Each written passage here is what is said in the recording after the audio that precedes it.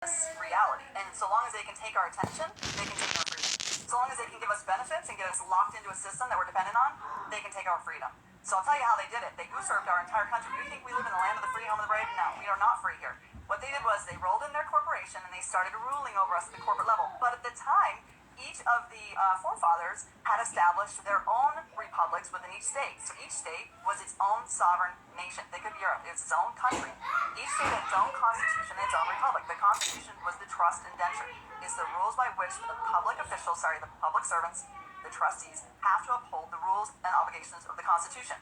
But what happened in 1871 is that they rolled in, because all wars are banker wars, so it's all controlled by the 1% global elite. They funded both sides of the war, and they created a civil war. And during that time, they bullied out all of our members of our republics, and all of the 35 states that had formed republics at the time in 1871.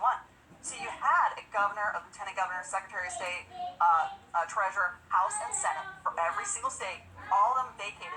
And when they came back 7 years later, they came back as a corporation. So they changed the foundation of our country, and all they can do is lure your attention over here, because the key word there is vacated.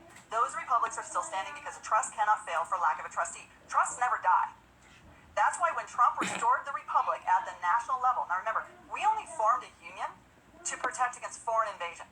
So we had only given power to the union to protect us against foreign invasion. What would happen if Great Britain came and took over Delaware, and then we're all screwed? Does that make sense? We had to protect all the states in the union. So they were just wrapped in a bubble. But see, Trump has limited power.